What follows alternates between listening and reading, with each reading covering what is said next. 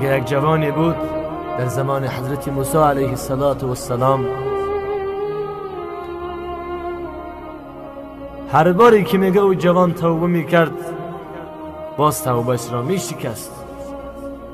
هر بار که گناه میکرد باز توبه میکرد و باز توبهش را میشکست. توبه شکن بود، توبه نصوح نمیکرد.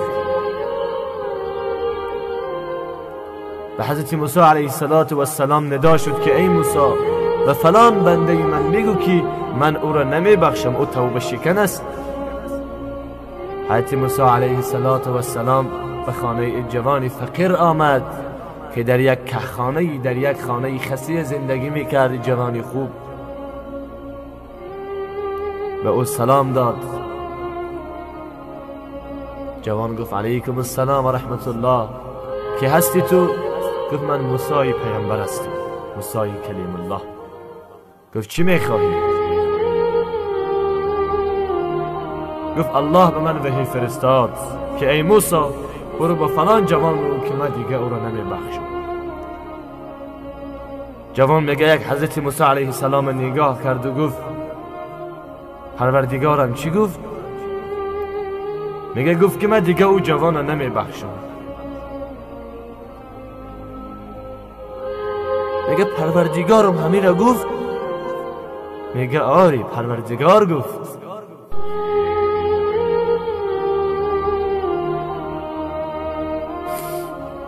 میگه گفت که همین مری بیچاره را عذاب میکنه؟ گفت نه، گفت دیگه توبهش قبول نمیکنه. وقتی حضرت موسی علیه السلام از خانه رفت، از خانه جوان، جوان میگه در تنش هر چی بود کشید پرتاف، پایلوچ کرد خودش، میگه پای افضالهاش گرفته پرتاف، یک خوجین میگه پر از خون کرد و به دست صحرای جوش برآمد. حال زاری عاشقه که میدونه به جز خودش او چگونه ناز میکنن در پیشگاه خدا. من و تو از کجا میدانیم؟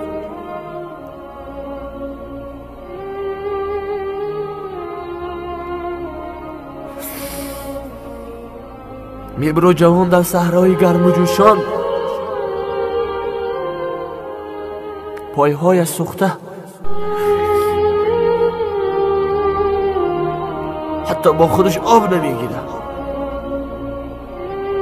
هیچ خوردنی نمیگیره به جز یک خلطه قم. میره ما بین قمزار میره مینشینه و گریه میکنه در درگاه خدا. خدایا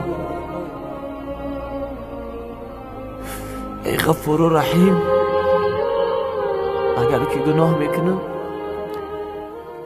بیام دهنی درک خودت توبه میکنم.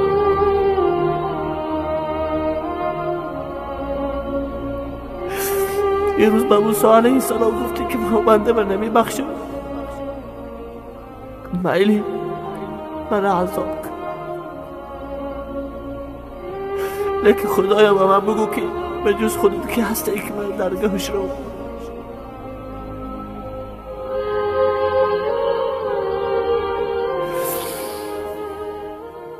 به جز خودت که هستی که من گناه کنم رو در پیش درگاه توبه کنم. من کی آفرید؟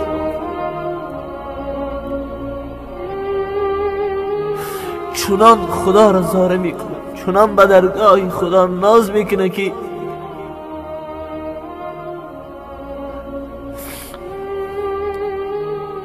میگه از زیر پایهاش میگه سبزه ها میبراید. جواب گریه میکنه.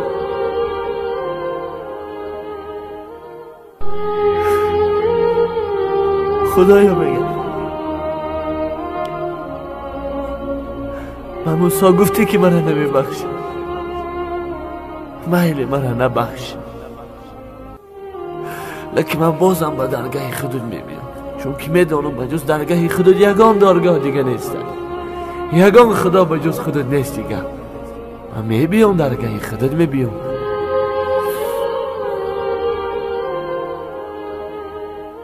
میگه ابرها بالای سرش گرفتن، سایش کرده،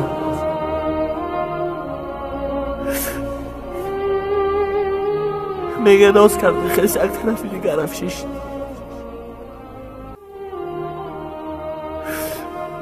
میگه گفت خدایا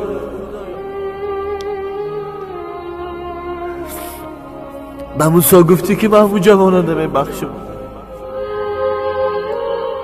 میگه باز از تگی پاش میگه سبزه ها برآمده میشود. باز میخیز یک جای دیگه میره میچنه ما میگه پاچه هم بسوزه، اگر که مرا نبخشی ما بسوزه. با عذاب آخرت نمیتونم طاقت کردم. الله به حضرت موسی علیه السلام ندا میکنه که ای موسی برو به فلان بندی من بگو که من او را بخشیدم، عفوش کردم.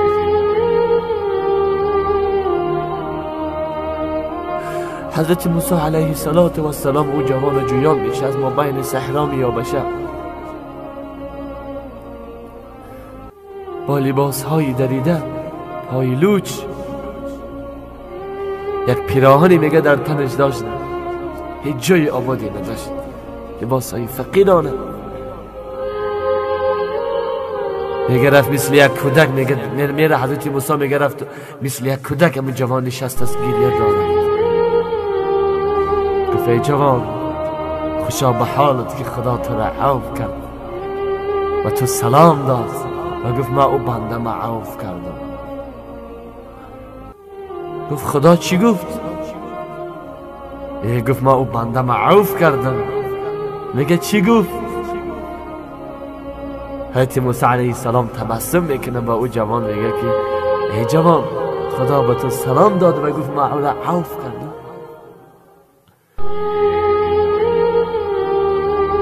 جوان میگه آسمان نگاه کرد و گفت ای پروردگاری من، خودت که ایقا مهربان باشی من درگاه کنم دیگه پیش کی سر فرود بیارم، از کی طمع توبه کنم، از کی یک چیز بخواهم، من در دعای خویش کی را بخوانم.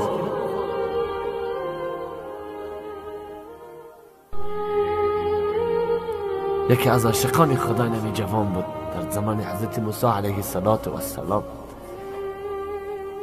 عاشق خدا